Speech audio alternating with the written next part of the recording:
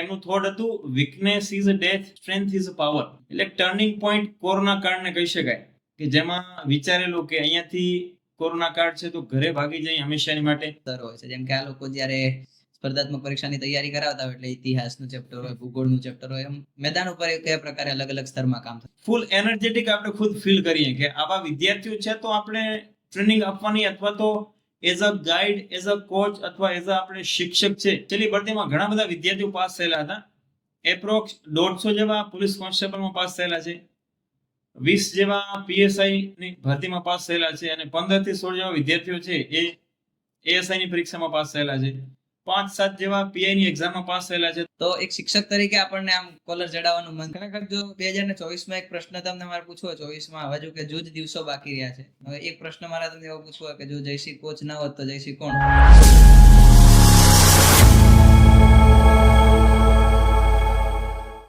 મિત્રો, ફરી એકવાર આપ સૌનું હાર્દિક સ્વાગત છે અંતરંગના અતરંગ પોડકાસ્ટની અંદર. અત્યારની જનરેશન, આમ તો ખાસ કરીને જેન ઝી અને કદાચ મિલેનિયલ્સમાં પણ સરકારી પરીક્ષાઓનો અને સરકારી નોકરી મેળવવાની જે આંધળી દોટ આજના યુવાનોએ મૂકી છે, એની અંદર ખાસ કરીને હવે બદલાતા જતા સમયની સાથે સરકાર પણ બદલાણી છે અને એમણે જે પરીક્ષા પદ્ધતિ છે એમાં પણ ઘણા ખરા ફેરફારો કર્યા છે. અને ત્યારે ફિઝિકલ એક્ઝામનું મહત્વ અત્યારે વધારે જોવા મળી રહ્યું છે, કારણ કે હવે પહેલો તબક્કો જ પરીક્ષાનો ફિઝિકલ એક્ઝામથી શરૂ થાય છે અને પછી વિદ્યાર્થી એ પાસ કરી અને લેખિત પરીક્ષામાં એપિયર થતો હોય ત્યારે કઈ રીતે પોતાના સમયને મેનેજ કરવો, કઈ રીતે પોતાની સ્ટ્રેન્થ વધારવી, આના સાથે બીજી સંકળાયેલી ઘણી બધી એવી બાબતો હોય છે કે જેના માટે વિદ્યાર્થીઓને માર્ગદર્શનની આવશ્યકતા હોય છે. ત્યારે આપણી વચ્ચે સ્ટુડિયોમાં ઉપસ્થિત છે શ્રી જયસિંહ પરમાર, જેઓ ધાકડ ટ્રેનિંગ એકેડેમી ગાંધીનગરના કોચ છે અને આજે આપણે એમની સાથે ઘણી બધી ચર્ચાઓ કરવાની છે, ઘણો બધો વાર્તાલાપ કરવાનો છે, જાણવાના છે જયસિંહને મેદાનની બહાર. સૌથી પહેલા તો આપનું ખૂબ ખૂબ સ્વાગત છે જયભાઈ.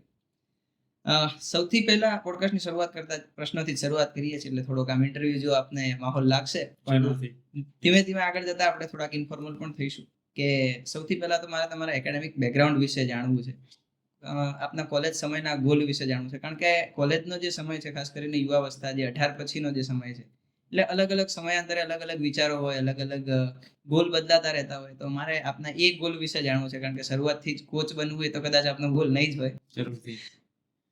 જ્યારે ગાંધીનગરમાં અહીંયા મેં પગ મૂક્યો, 12 ધોરણ પૂરું કરીને હું ગાંધીનગરમાં અહીંયા જે ભણવા માટે, કારકિર્દી માટે હું આવેલો હતો, ત્યારે સૌપ્રથમ તો ઘરેથી ફક્ત ભણીને કંઈક સારી નોકરી મેળવો એના માટે જ ઘરેથી મોકલેલા હતા. કારણ કે ત્યારે 10મા 12માનું આપણું દિમાગ છે એ એક સીમિત હતું, આપણા એટલા વિચારો વિકસિત નહોતા.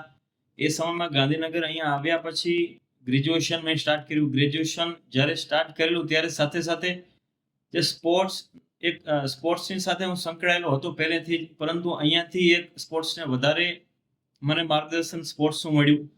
સ્પોર્ટ્સનું માર્ગદર્શન મળ્યા બાદ મેં વિચારેલું હતું ત્યારે જ કે આગળ કારકિર્દી બનાવી તો પછી સ્પોર્ટ્સમાં જ હવે, કારણ કે આ બેકગ્રાઉન્ડ સ્પોર્ટ્સનું હતું અને સાથે સાથે કોલેજમાં આવ્યા પછી ઘણા બધા મિત્રો અને મારા કોચ છે એ લોકોનું પણ ઘણું બધું સારું માર્ગદર્શન મળ્યું. ત્યારે બહુ સારી પ્રેક્ટિસ ચાલતી હતી. પ્રેક્ટિસના અંતે નેશનલ પર ઘણી બધી રમેલા. તો એટલે કોલેજ ટાઈમે કહી શકાય તો એક સ્પોર્ટ્સનું અટેચ હતું, સ્પોર્ટ્સ ફિલ્ડ અટેચ હતું. તો ત્યારે કહી શકાય કે એક મનની અંદર એવો વિચાર તો હતો જ કે સ્પોર્ટ્સની પાછળ કંઈક આપણે બેકગ્રાઉન્ડ બનાવીશું. એટલે ત્યારે એક આવો વિચાર પણ આવેલો, પરંતુ સાથે સાથે ઘરેથી મોકલેલા હતા તો એ લોકોએ નોકરી કંઈક કરો, સવારે 10 થી 5 ની નોકરી માટે આપ ક્યાંય બી ભવિષ્યમાં પાસ થજો, અને એ એક રિગાર્ડિંગ એના માટે મોકલેલા હતા. આપનું એકેડેમિક બેકગ્રાઉન્ડ કયા ફિલ્ડનું છે? આમ આપણે બેકગ્રાઉન્ડમાં જોવા જઈએ તો સ્પોર્ટ્સ જ વધારે રમેલો છું. સ્પોર્ટ્સનું બેકગ્રાઉન્ડ વધારે હતું, કહી શકાય કે સ્પોર્ટ્સનું બેકગ્રાઉન્ડ વધારે છે. સ્પોર્ટ્સની સાથે અભ્યાસ આપનો જે છે એ બેઝિકલી કયા ફિલ્ડમાં? જરૂરથી. અભ્યાસ મારો એક કોમર્સ ફિલ્ડમાં રહેલો છે, પરંતુ જ્યારે ગ્રેજ્યુએશન કોલેજમાં અહીંયા આવ્યા ત્યારે ભણવાની સાથે સાથે સૌથી વધારે હતું ઇમ્પોર્ટન્ટ, અથવા તો પ્રેક્ટિસ, અથવા જેમાં વધારે સમય ફાળવતા હતા એ હતો સ્પોર્ટ્સનો. એ આવ્યું જરૂરથી. વાત કરીએ તો સ્પોર્ટ્સનો તો આપણને પહેલેથી રસ હતો અને ત્યારથી જે આપણે વાત કરી કોમર્સ બેકગ્રાઉન્ડ ને સાથે સાથે સ્પોર્ટ્સ, નેશનલ રમવા, જે આપણે કઈ ગેમ્સમાં આપ નેશનલ સુધી, એઆઈયુ લેવલ સુધી પહોંચેલા? એથ્લેટિક્સમાં હું એક 5 કિલોમીટર, જે 5000 મીટર ઇવેન્ટ્સમાં નેશનલ રમેલો છું હું 3, અને 1500 મીટરની ઇવેન્ટમાં પણ હું 3 નેશનલ રમેલો હતો. સાથે સાથે ક્રોસ કન્ટ્રી જે 12.5 કિલોમીટર રનિંગ આવે છે એ સમયમાં એઆઈયુ એમાં પણ રમેલો હતો. બરાબર છે. એટલે બેકગ્રાઉન્ડ એથ્લેટિક્સનું અને ઇવેન્ટ એમાં છે મિડલ એન્ડ લોંગ ડિસ્ટન્સ મારી હતી.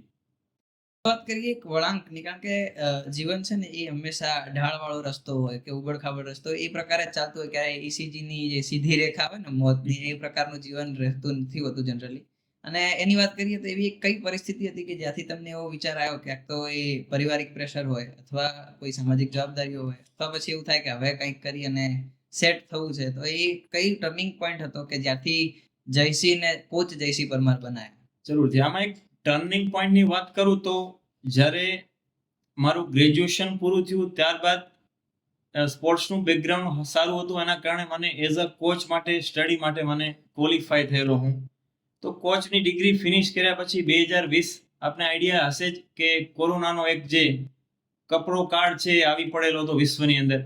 ત્યારે એ સમયે એક અહીંયા ગાંધીનગરમાં હું હતો ત્યારે એક વિચાર આવતો કે આ બધું છોડીને હું ઘરે ગામડામાં જે નોર્મલ લાઈફ જીવવા માટે જતો રહું કે પછી કંઈક એવો એક અલગ જ એક ટર્નિંગ લઈને કંઈક ભવિષ્ય સારું બનાવું. તો કોરોના કાળમાં અહીંયા હતા ત્યારે મિત્રો સાથે અમે ઘણા બધા કરિયરની ડિસ્કસ કરતા હતા કે આગળ શું કરવું જોઈએ. એ કપરો કાળ હતો, એમાંથી થોડા સમય પછી એક સ્પોર્ટ્સનું ટ્રેનિંગ ફક્ત અમે ખુદ જ ચાલુ કરી. એ આપને ખબર હશે, આઈડિયા હશે, ગાંધીનગરમાં ગાર્ડન ઘણા બધા છે. હરિયાળું ગાંધીનગર છે તો એમાં પ્રેક્ટિસ દરરોજ કરતા. સોશિયલ મીડિયાનો જમાનો છે તો એમાં દરરોજ આપણે ફિઝિકલ ટ્રેનિંગ રિલેટેડ અથવા ડાયટ રિગાર્ડિંગ ટિપ્સ ને બધું શેર કરતા. અને હું એકલો જ અથવા ક્યારેક ક્યારેક મિત્રો સાથે પ્રેક્ટિસ માટે ગાર્ડન અથવા રોડ પર રનિંગ માટે અથવા ફિઝિકલ ટ્રેનિંગ માટે નીકળી જતા હતા. ત્યારે એક વિચાર આવેલો કે ગાંધીનગર છે અને આપણે અહીંયા છીએ તો કંઈક ટ્રેનિંગ રિલેટેડ ચાલુ કરીએ, જેથી ગાંધીનગરમાં આપણે આઈડિયા હશે કે અહીંયા સ્પર્ધાત્મક પરીક્ષાના વિદ્યાર્થીઓ બહોળા પ્રમાણમાં મળી રહે. અને ગુજરાતમાં છેવાડાના ગામડાથી અહીંયા ગુજરાતની અંદર ગાંધીનગર ફક્ત એવું એક પોઈન્ટ છે, જે ડેસ્ટિનેશન છે કે જ્યાં સ્પર્ધાત્મક પરીક્ષાની તૈયારી કરવા માટે આવે છે. તો ત્યારે થોડા સમય પછી નોટિફિકેશન પણ આવ્યું કે ગુજરાત પોલીસ અને PSI ની એક મેગા ભરતી આવી રહી છે. એમાં પણ એક અલગ જ જે ક્યારે આગળ પણ નતા લાવેલા, એમાં એક રનિંગની છે, એમાં માર્ક સિસ્ટમ લાવેલા. તો ત્યારે અમને આઈડિયા આવ્યો કે આવું ફિઝિકલ ટ્રેનિંગ રિલેટેડ કંઈક ચાલુ કરીએ, જેથી વિદ્યાર્થીઓને માર્ગદર્શન પણ મળી રહે, જે અમારી પાસે નોલેજ હતું એ શેર પણ અમે કરી શકીએ. એટલે ટર્નિંગ પોઈન્ટ કોરોના કાળને કહી શકાય કે જેમાં વિચારેલું કે અહીંયાથી કોરોના કાળ છે તો ઘરે ભાગી જઈએ હંમેશાની માટે, ત્યાં ખેતી કરીએ, ભેંસો ચરાવીએ, પાણી પાઈએ, વાડીમાં રજકો વાવીએ, આ બધું, અથવા તો અહીંયા એક સારી લાઈફસ્ટાઈલ બનાવીએ.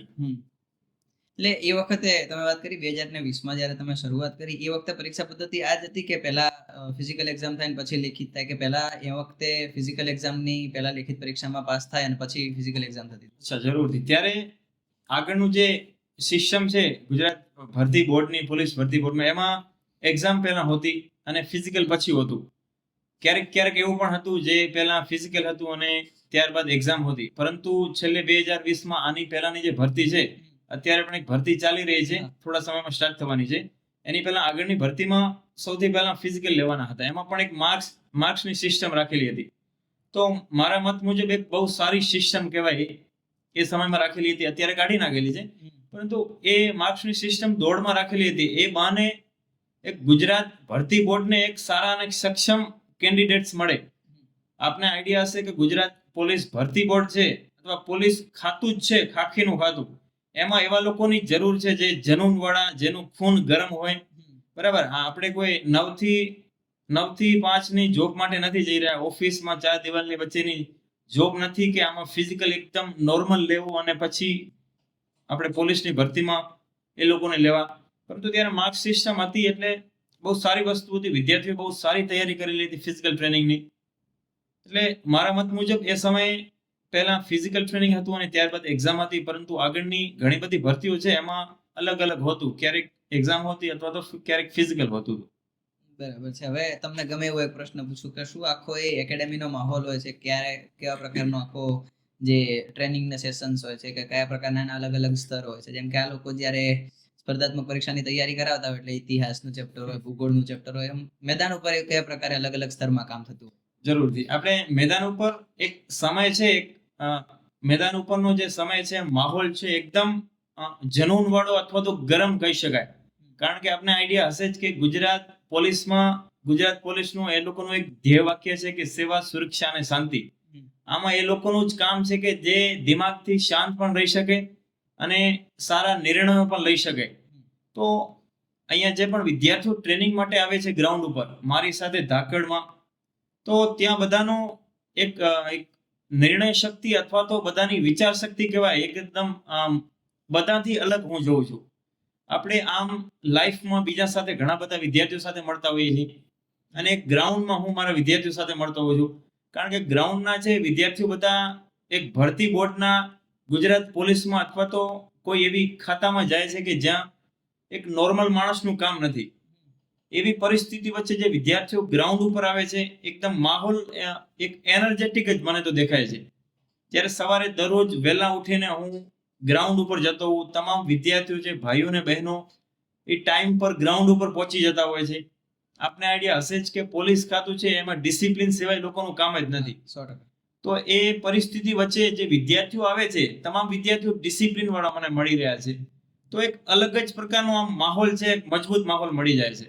આમ ફૂલ એનર્જેટિક આપણે ખુદ ફીલ કરીએ કે આવા વિદ્યાર્થીઓ છે તો આપણે ટ્રેનિંગ આપવાની અથવા તો as a guide, as a coach અથવા એઝ અ આપણે શિક્ષક છે, એક બહુ આમ મજા આવતી હોય છે. અંદરથી આપણા વિચારો છે અથવા તો જે પણ આપણે કંઈ બોલવાનું છે વિદ્યાર્થીઓ સાથે, એકદમ સરસ મજાનું આમ એક માહોલ બની જાય છે. એકદમ સ્મૂથ માહોલ કહી શકાય, એવો માહોલ ગ્રાઉન્ડ ઉપર બની જતો હોય છે.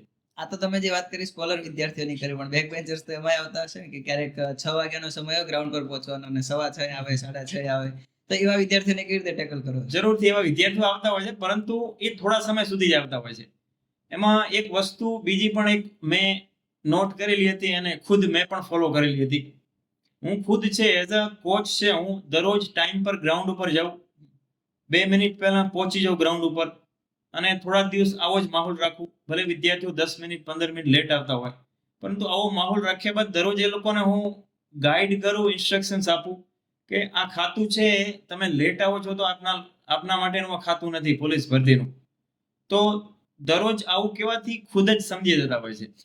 પરંતુ એવા વિદ્યાર્થીઓ પણ હોય છે, બેક બેન્ચર્સ પણ, જે સ્ટ્રેચિંગ સવારમાં સૌથી પહેલા આપણે આઈડિયા હશે ગ્રાઉન્ડ ઉપર જ્યારે સ્ટાર્ટ કરાવવું છે ત્યારે સ્ટ્રેચિંગથી ચાલુ થતું હોય છે. સ્ટ્રેચિંગ બાદ વિદ્યાર્થીઓ આવતા હોય છે આમ ફૂલ સ્પીડમાં, જેમ કે આપણે જાણતા જ હોઈએ, ફટાફટ એમના વ્હીકલ પાર્ક કરી અને ફટાફટ ઘૂસી જાય, અંદરથી ઘૂસણખોરી કરતા હોય ગ્રુપમાં, એવી રીતે.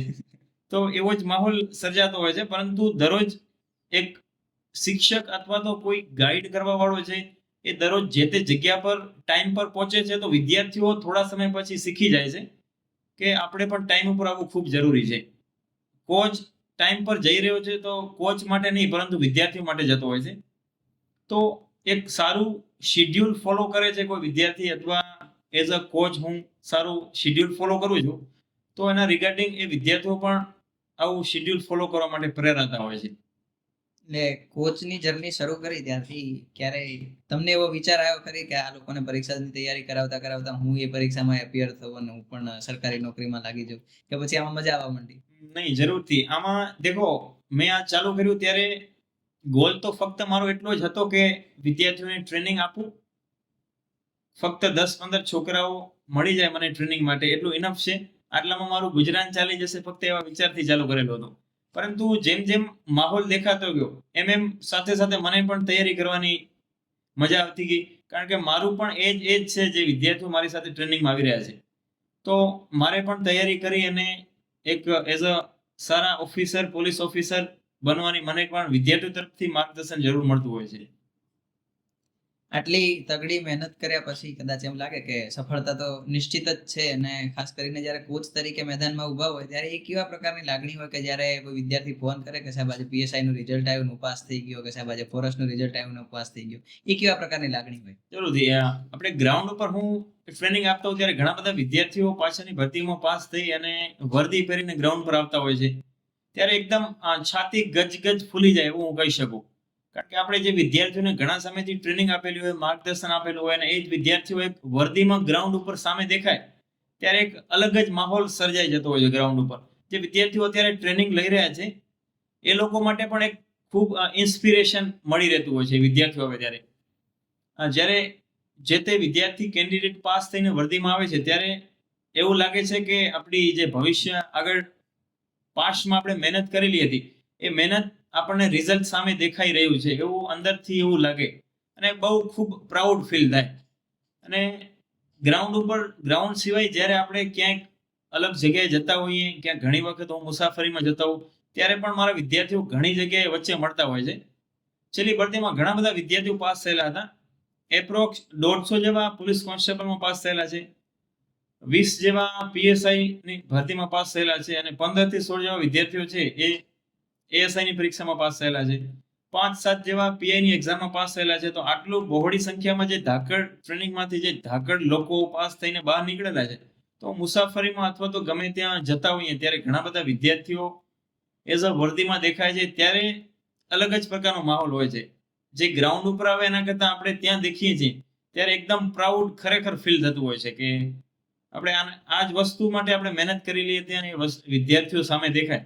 એ આપણી મહેનત સાર્થક થઈ. જ્યારે એક શિક્ષક તરીકે વાત કરવી હોય ને ત્યારે આપણને એવું થાય કે આજે હું એક શિક્ષક પુત્ર છું ને ક્યારેક બજારમાં નીકળ્યા હોય તો 10 વર્ષ 15 વર્ષ જૂના એમના વિદ્યાર્થીઓ મળે કે મેડમ હું તમારી જોડે ભણ્યો હતો, સાહેબ હું તમારી સાથે ભણ્યો હતો.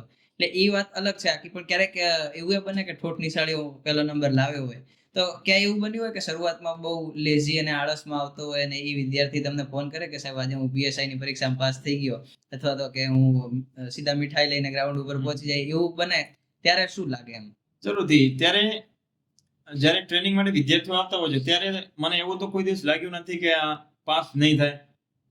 તમામ વિદ્યાર્થીઓની સારી પ્રેક્ટિસ ચાલી રહી હોતી હોય છે, પરંતુ મને દિમાગમાં એવો ક્યારેય વિચાર તો નથી આવેલો કે આ ફેલ થશે અથવા નાપાસ થશે. અને રિઝલ્ટ આવે ત્યારબાદ પાસ થયેલો દેખાય આવા વિચારથી નહીં, પરંતુ જે મેં ટ્રેનિંગ વિદ્યાર્થીઓને માર્ગદર્શન આપું છું તો તમામ વિદ્યાર્થીઓ પાસ થઈને સમાજનું અને દેશનું કલ્યાણ કરે, દેશની સેવા કરે. જે ભરતીમાં પાસ થયેલા છે તો એક અલગ જ ફીલ થતું હોય છે, પરંતુ વિદ્યાર્થીઓની મહેનત દેખીને એવું લાગતું હોય છે કે તમામ વિદ્યાર્થીઓ પાસ થશે, એમના મા બાપનું, ગામનું અને દેશનું નામ જરૂરથી રોશન કરશે. એક શિક્ષક તરીકે જ્યારે ક્લાસરૂમની અંદર હોઈએ, હું પોતે એ બેકગ્રાઉન્ડમાંથી છું, જ્યારે ક્લાસરૂમની અંદર શિક્ષક તરીકે તમે ઊભા હોય, કોલેજમાં પ્રોફેસર તરીકે ઊભા હોય, અથવા તમે એને ભલે પ્રત્યક્ષ ન ભણાયો પણ એ તમારી સંસ્થામાંથી પાસ થઈ નીકળ્યો હોય અને એ કાલે સમાજની અંદર કોઈ સારી સ્થાન મેળવે છે, તો એક શિક્ષક તરીકે આપણને આમ કોલર ચડાવવાનું મન થાય, ગર્વ થાય આપણને કે આ મારો વિદ્યાર્થી છે, કે આ મારી સંસ્થામાંથી પસાર થઈ ગયો છે. તો ધાકડ ટ્રેનિંગ સેન્ટરમાંથી પસાર થયા હોય એવા કોઈ 5-7 આપના પ્રિય વિદ્યાર્થીઓ કે જે અત્યારે કોઈ સારી પોસ્ટ ઉપર છે, એમના નામ લેવા માંગતા હોય? જરૂરથી. આપણે ધાકડ ટ્રેનિંગમાંથી ઘણા બધા વિદ્યાર્થીઓ પાસ થઈ ગયેલા છે અને પાસ થઈને અત્યારે પોતાના મા બાપનું, ગામનું અને દેશનું નામ રોશન કરી રહ્યા છે. એમાંથી થોડા નામ હું લઉં અત્યારે જે મને યાદ આવી રહ્યા છે. આપણે રિશિતભાઈ ચૌધરી કરીને છે, જે પીઆઈમાં હાલ એમની દેશની સેવા આપી રહ્યા છે, જે શાયદ અત્યારે જુનાગઢ છે. થોડા ટાઈમ પહેલા વાત થયેલી હતી ફોન પર. જુનાગઢ ટ્રેનિંગ સેન્ટર છે એમાં, અથવા જુનાગઢમાં ક્યાંક ક્યારેક અલગ અલગ સેવામાં સંકળાયેલા હોય છે. એક રિશિતભાઈ ચૌધરી છે જે હાલ આપણે નામ લીધું. બીજા ઉર્વશીબેન બાંભનિયા કરીને છે, જે હાલ રાજકોટમાં પીએસઆઈ તરીકે પોતાની ફરજ બજાવી રહ્યા છે. બરાબર. બીજા જે બેન ભાઈ બંને એક સારા ડેડિકેશનથી દરરોજ ટ્રેનિંગમાં આવતા હતા. એક કરીને ભાઈ હતા અને બીજા એમના બેન જ હતા ફાલ્ગુની. આ બેનભાઈ એક બહુ સારા ડેડિકેશનથી દરરોજ આવતા હતા. ઇવન હું ટાઈમ પર જે આપણે 5:30 નો ટ્રેનિંગનો ટાઈમ હતો એ ટાઈમે એ લોકો 2 મિનિટ હંમેશા વહેલા ગ્રાઉન્ડ ઉપર જ હોય. એ ટાઈમથી તો મને લાગતું જ હતું કે આ લોકો પાસ થયા વિના રહી જ ના શકે. એ લોકોનું એવું ડેડિકેશન હતું. ત્યારે ઘણા બધા છે જે અત્યારે મને યાદ નથી આવી રહ્યા. એવા કોઈ આપના વિદ્યાર્થીઓ સાથેના કોઈ મેદાન ઉપર રમૂજી પ્રસંગ થયો એવો કોઈ આપણને યાદ આવે છે કે જે ક્યારે કોઈની જોડે વાત ના થઈ હોય? જરૂરથી ઘણા બધા રમૂજી પ્રસંગ થયેલા છે, પરંતુ એક રમૂજી પ્રસંગ મને અત્યારે યાદ આવે છે. જે 2020માં અથવા 21માં હોળીનો માહોલ હતો અને ટ્રેનિંગ ચાલતી હતી. ટ્રેનિંગના અંતે એવું વિચાર્યું કે ચલો આજે હોળીનો થોડો માહોલ બનાવીએ. કલર બધા લાવેલા જ હતા. તો એવા સમયમાં હું વોક કરતો હતો, સેશન પૂરું થયું ત્યારે બધા વિદ્યાર્થીઓ આવીને મને આમ કલર એકદમ ભરી નાખેલો છે. તો એ એકદમ અલગ જ માહોલ સર્જાયો હતો. એકદમ રમૂજી ખૂબ થઈ ગયેલું. અને આપને આઈડિયા હશે જ કે આપણામાં ગુજરાતમાં કેવી હોળી રમાય. એ હોળી સમયે આમ એક અલગ જ રમૂજી પ્રસંગ ત્યાં ગ્રાઉન્ડ ઉપર થઈ ગયેલો હતો. એ વાત રમૂજી તરફથી હવે થોડાક આપણે સિરિયસ દિશામાં જઈએ કે એક સિક્કાની હંમેશા બે બાજુ હોય, એક સફળતા છે અને બીજી નિષ્ફળતા છે. તો નિષ્ફળતાને પચાવી અને ફરીથી મેદાન ઉપર એ જ જોમ, એ જ જુસ્સા સાથે ઉતરવું કે નહીં આવતી વખત હું આ પરીક્ષા પાડી જ દઈશ, એ જુસ્સા સાથે ફરીથી મેદાને ઉતરવું, એ બહુ ઓછા વિદ્યાર્થીઓ એવા હોય છે કે જે એમની જાતે જ સેલ્ફ મોટિવેટેડ હોય અને બીજા દિવસે સવારે એ જ સમય ઉપર મેદાને પહોંચી જતા હોય. અને અમુક વિદ્યાર્થીઓ હોય કે જેનું મનોબળ ભાંગી જતું હોય કે આટલી તૈયારી કરીને સેજ માટે રહી ગયો કે 2 સેકન્ડ માટે રહી ગયો, એવા વિદ્યાર્થીઓ પણ હશે. તો એ વખતે કોચની જે ભૂમિકા છે એ ખરેખર બહુ મહત્વપૂર્ણ ભાગ ભજવતો હોય. તો એવી પરિસ્થિતિઓને આપ કેવી રીતે ટેકલ કરો છો? જરૂરથી ઘણા બધા વિદ્યાર્થીઓ આગળની ભરતી હતી ત્યારે પણ મારી સાથે ટ્રેનિંગમાં આવી રહ્યા હતા, ધાકડ ટ્રેનિંગમાં. અને એ જ વિદ્યાર્થીઓ અમુક જે પાસ નથી ત્યાં કોઈ પરિસ્થિતિની અકોર્ડિંગ અથવા તો થોડી કમી રહી ગઈ હોય મહેનતમાં, એ વિદ્યાર્થીઓ પણ હાલ ટ્રેનિંગ માટે આવી રહ્યા છે. તો એક ભરતીની તૈયારી કરવી અને અમુક ભરતીની તૈયારી કરતા કરતા આપણે રિઝલ્ટ આવે છે ત્યારે દેખાય છે કે આપણે ફેલ થયેલા છીએ. પરંતુ વિદ્યાર્થીઓ અત્યારે જે ટ્રેનિંગમાં આવી રહ્યા છે એ લોકોની દરરોજ ડિસ્કસ મારી સાથે કરતા એ લોકોના અગર વિચારો હું કહું તો એ લોકોએ એ ટાઈમે પણ તૈયારી ખૂબ સારી કરેલી હતી, અત્યારે પણ કરી રહ્યા છે. તો તૈયારી કરીને ફેલ થયેલા છે તો એ લોકો ડિસ્કસ મારી સાથે કરે છે હાલ, ત્યારે એ લોકો ઘણું બધું કહેતા હોય છે કે લાસ્ટ જે ભરતી હતી એમાં આવી આવી વસ્તુઓ છે અમે નથી કરેલી, અથવા આવી વસ્તુ ખામી રહી ગયેલી હતી જેના કારણે અમે ફેલ થયેલા હતા. એ વિદ્યાર્થીઓ જ અત્યારે મારી પાસે આવે છે તો આવું ડિસ્કશન કરતા હોય છે. તો અત્યારે પણ જે આગળની ભૂલો કરેલી છે, ભૂલો ના કરીને સારી રીતે પરીક્ષાની તૈયારી કરીને પાસ થવું, એ વિદ્યાર્થીઓ સાથે એવું ડિસ્કશન થતું હોય છે જે આગળની ભરતીમાં નિષ્ફળ થઈને અત્યારે ટ્રેનિંગ માટે આવી રહ્યા છે વિદ્યાર્થીઓ. અપાર્ટ ફ્રોમ ડિસ્કશન એવો કોઈ સ્પેસિફિક પ્રસંગ બન્યો હોય કે એક વિદ્યાર્થી ફેલ થઈને આવે છે અને એના પછીના વર્ષે કે પછીની જ્યારે પરીક્ષા લેવાય છે ત્યારે પોતે પાસ થઈ અને અત્યારે સર્વિસમાં લાગ્યા હોય, એવો કોઈ પ્રસંગ આપના ધ્યાનમાં 4 વર્ષની જર્નીમાં? જરૂરથી એવા છે ઘણા બધા વિદ્યાર્થીઓનો પ્રસંગ. જે અમારા મિત્ર જ છે ખાસ, એ ગઈ ભરતીમાં તૈયારી કરેલી હતી. વિક્રમ નામ છે મારો મિત્ર જ. ગઈ ભરતીમાં બહુ સારી તૈયારી કરેલી હતી, પરંતુ અમુક જે ખામીઓ રહી ગયેલી હતી એ ખામીના લીધે ફેલ થયેલા હતા. પરંતુ આ વખતે જે હમણાં ફોરેસ્ટની ભરતી ગયેલી છે, ફોરેસ્ટ બીટ ગાર્ડની, ગુજરાત ફોરેસ્ટની, એમાં લાસ્ટ ટાઈમમાં અમુક ભૂલો કરેલી હતી અને એ વખતે ભાઈ હમણાં કહેતા જ હતા કે આવી આવી ભૂલો થઈ ગયેલી છે તો આ વખતે હું નહીં કરું અને 100% હું પાસ થઈ જઈશ, એવી ફૂલ કોન્ફિડન્સ સાથે હતા દરરોજની માટે. આ ભરતી 100% સારા રિઝલ્ટથી એમણે પાડી પણ દીધેલી છે અને હાલ ભરતીની આગળ જે એમને આપવાના છે કોલ લેટર ફાઇનલ, એમની રાહ જોઈ રહ્યા છે. ટૂંક સમયમાં મુખ્યમંત્રીના હસ્તે આપવાના છે. વાહ ભાઈ વાહ.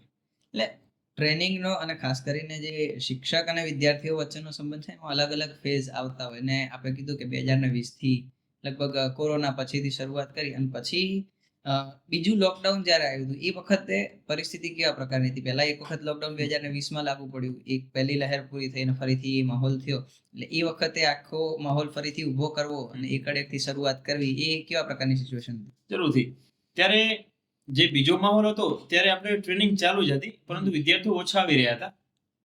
અમુક વિદ્યાર્થીઓ એવા પણ હોય કે જે ટ્રેનિંગ માટે આવી રહ્યા હતા એવા વિચારથી કે એ સમયે આપણે આઈડિયા હશે જ કે ફિઝિકલ જે લોકો મજબૂત હતા એ લોકો અત્યારે જીવી રહ્યા છે બહુ જ સારી રીતે. એટલે એ વિદ્યાર્થીઓના એવા વિચારથી એ વખતે પણ ટ્રેનિંગ ચાલુ હતી. પરંતુ ત્યારે એક ડાઉન ગયેલું હતું એ જરૂરથી કહી શકું, કારણ કે કોરોના બીજા ફેઝ પહેલા અને કોરોનાના બીજા ફેઝ પછીની સ્થિતિ જોઈએ તો ઘણું બધું અપ એન્ડ ડાઉન મને દેખવા મળેલું હતું ટ્રેનિંગ સેન્ટરમાં. પરંતુ જ્યારે બીજી વખત સ્ટાર્ટ કર્યું ત્યારે થોડું ડિફિકલ્ટ તો હતું જ.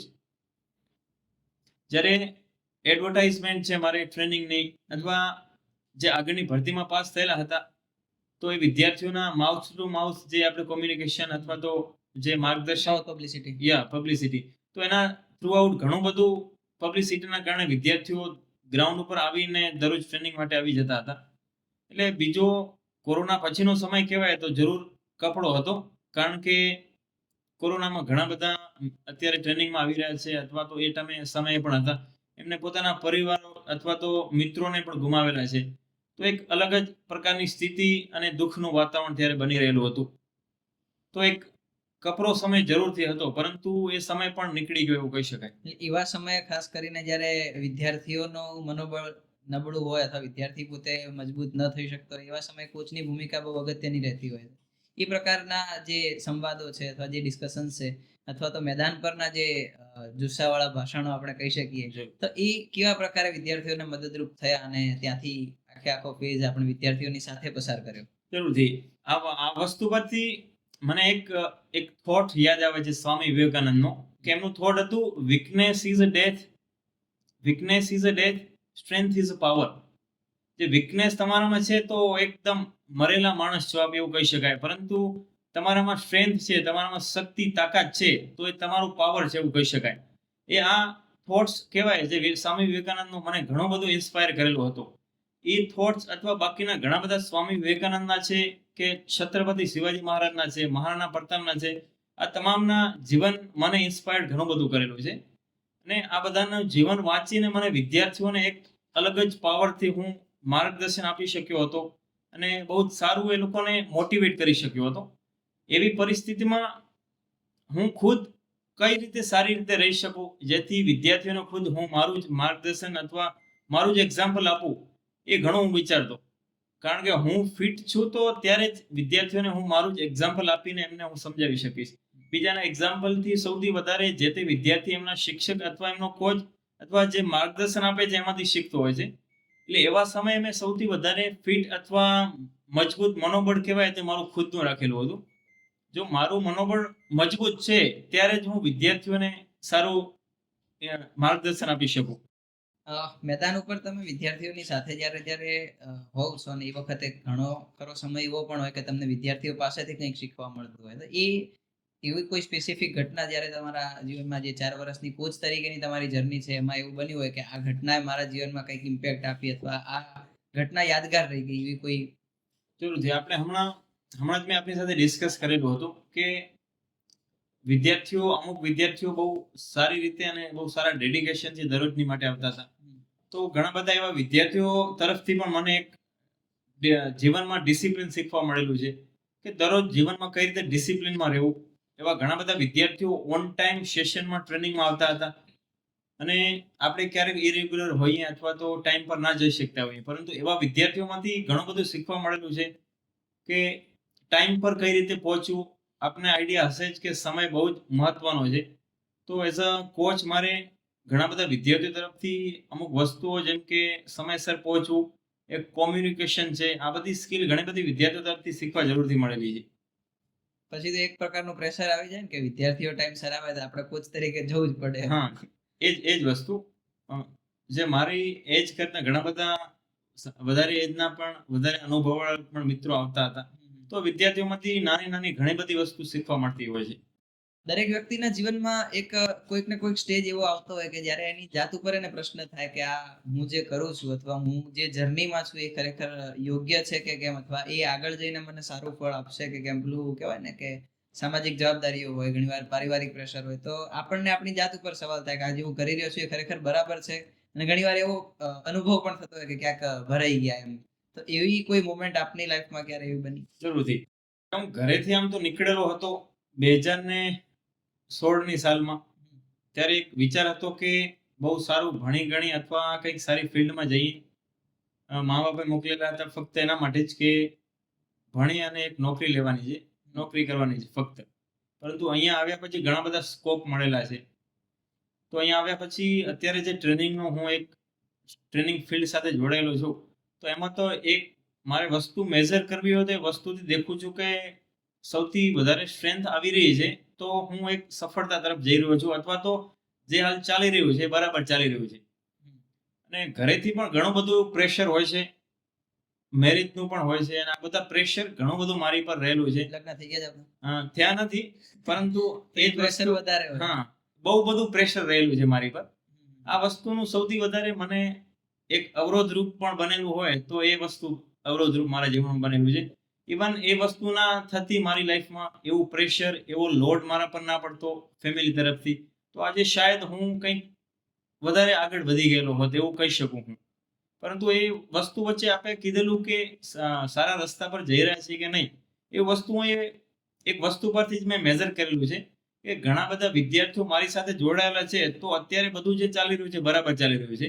પરંતુ આપણે એ વસ્તુ પણ દેખવી જરૂરી બની રહેલી હતી મારા માટે કે મારું બેકગ્રાઉન્ડ છે, હું ગામડાથી આવી રહ્યો છું, મારા મા બાપે મને અહીંયા મોકલેલો હતો, અથવા તો એમના માર્ગદર્શનથી જ હું અહીંયા આવેલો છું. હું તો એ તો અભણ છે જ, મારા મા બાપ અભણ છે, ભણેલા નથી. તો એ વસ્તુ મને જીવનમાં ઘણી વખત એક વસ્તુ અંદરથી કહી શકાય તો એ વસ્તુ આપણને થતી હોય છે કે મા બાપે આપણને અહીંયા ભણવા મોકલેલા છે, તો મા બાપના માર્ગદર્શનથી જ હું આગળ વધી અને સૌથી પહેલા તો હું મા બાપનું છે એમનું જ માથું ઊંચું રખાવું અથવા માથું ઊંચું રાખવું. તો એ વસ્તુ એક વિદ્યાર્થીના જીવનમાં અથવા તો કોઈ પણ વિદ્યાર્થી છે તો એ એમના માટે બહુ જ સ્પેશિયલ બનતું હોય છે. પરંતુ એમના લેક ઓફ નોલેજના કારણે, આપને હાલ જ વાત કરી કે અમુક પ્રેશર પારિવારિક જરૂર મારા પર બનાવી રહેલું હતું કે જેનાથી હું ઘણો બધો જીવનમાં એક લોડ કહી શકાય એવો મારી લાઈફમાં પણ બની રહેલો હતો. પરંતુ એ વસ્તુ વચ્ચે, એ પરિસ્થિતિ વચ્ચે બધું સારું ચાલી રહેલું હતું. અહીંયા મારી ફિલ્ડમાં મેં કમી નથી આવવા દીધી. તો એ વસ્તુથી મને મેજર કરેલું છે કે બધું બરાબર ચાલી રહ્યું છે. તમારી દ્રષ્ટિએ તમે બરાબર, હજી પપ્પા એવું કે આને છોડીને કંઈક નોકરી વળગી જાઓ કે એવું કઈ એવું પ્રેશર આવે ઘરે? જરૂરથી, કારણ કે મા બાપ એટલા ભણેલા નથી, તો એમને આઈડિયા નથી કે આ જે કરી રહ્યા છે બરાબર કરી રહ્યા છે કે નહીં. પરંતુ મારી દ્રષ્ટિએ ફક્ત મને જ આઈડિયા હોય. આપ બી અગર કરી રહ્યા છે, કોઈ બી જે તે વ્યક્તિ પોતાની ફિલ્ડમાં કઈ કરી રહ્યા છો, તો એમને આઈડિયા હોય જ કે આનો સ્કોપ કેવો છે અથવા આગળ શું સ્કોપ રહેલા છે. પરંતુ મા બાપ હજી પણ કહે છે કે કંઈક કામ ધંધો કરો અને જે કરવાનું હોય એ કરો. પરંતુ એમને કારણ કે આઈડિયા નથી આ જે કરી રહ્યા છે એ બાબતે, એમની પાસે નોલેજ એવું નથી કે જેથી એ લોકો કહી શકે કે આ બરાબર ચાલી રહ્યું છે. એટલે જરૂરથી હાલ પણ મા બાપ કહે છે કે જે કરતી ના હોય કરો, બાકી અહીંયા આવી જાવ ને પાણી વાળો કે. ખરેખર જો 2024 માં એક પ્રશ્ન તમને મારે પૂછવો, 24 માં હજુ કે જૂજ દિવસો બાકી રહ્યા છે, હવે એક પ્રશ્ન મારા તમને એવો પૂછવો કે જો જયસિંહ કોચ ના હોત તો જયસિંહ કોણ હોત?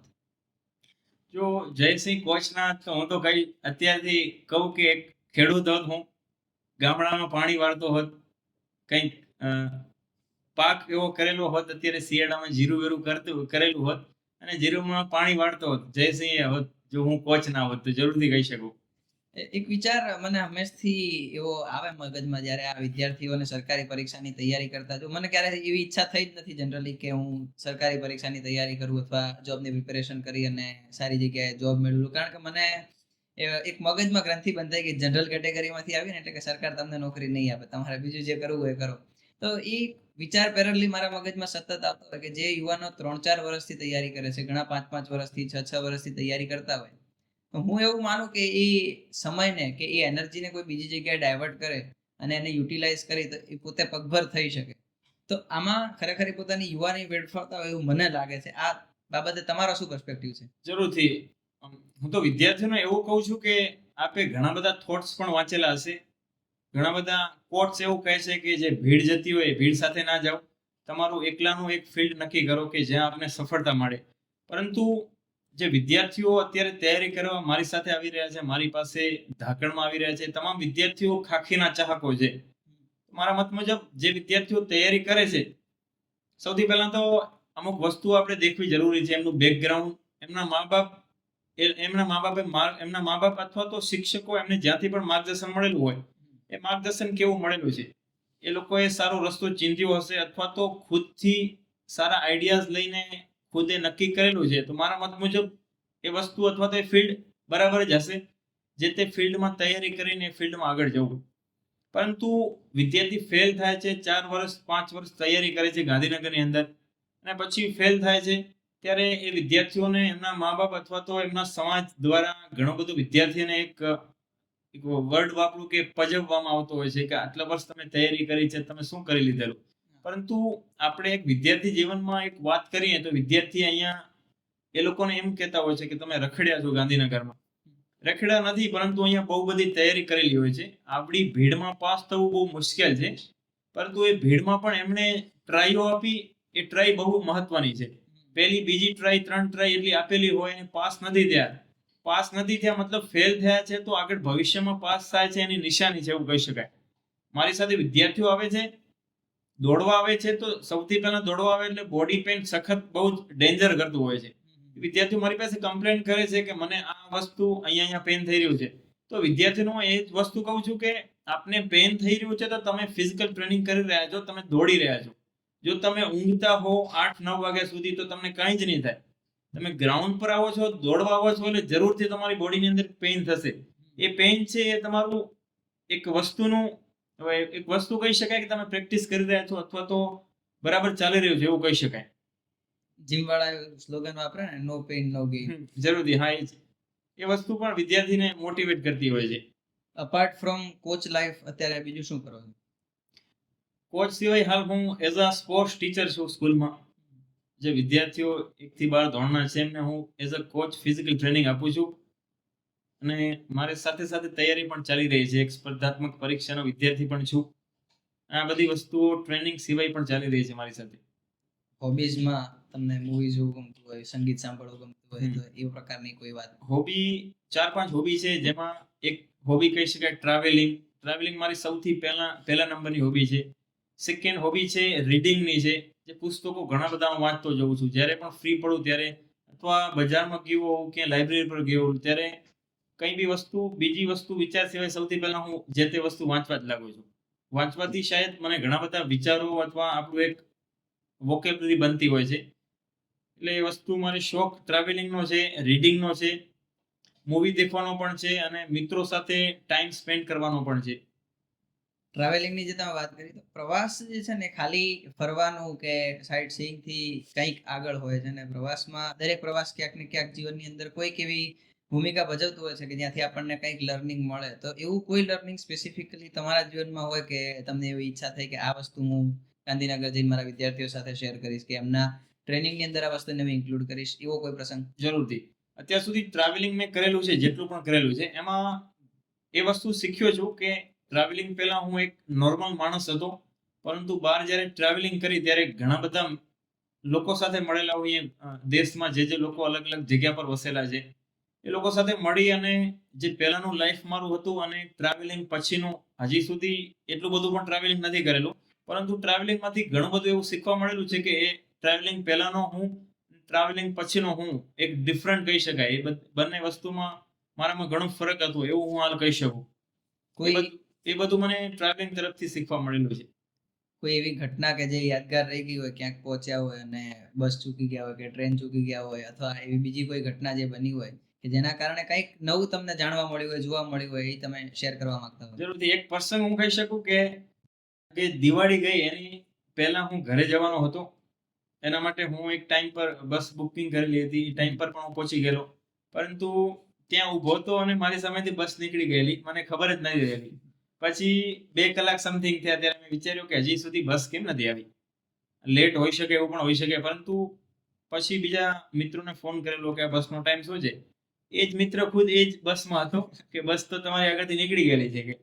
એટલે એક પ્રસંગ મને યાદ આવે છે કે મારી સામેથી બસ નીકળી ગયેલી હતી અને બહુ જ મને અંદરથી વધારે ગિલ્ટી ફીલ થઈ રહી હતી. કારણ કે આગળના સમયમાં હું ક્યારેય એવી રીતે હું ચૂકી ગયેલો નથી. અને એ સમયે હું ચૂકી ગઈ ને અંદરથી બહુ વધારે ગિલ્ટી ફીલ થતી હોય છે.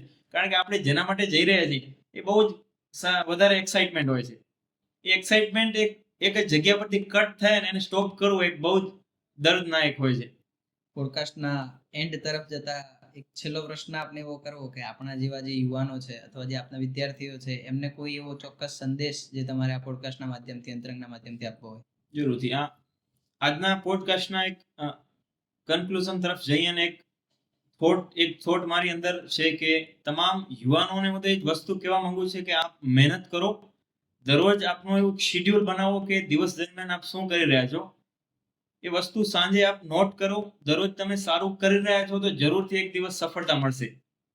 એટલે તમામ વિદ્યાર્થીઓને ફક્ત એ જ વસ્તુ કહેવા માંગુ છું કે આપ મહેનત કરો. મહેનતથી કોઈ ફેલ નથી થતો, હું તો એ માનું છું.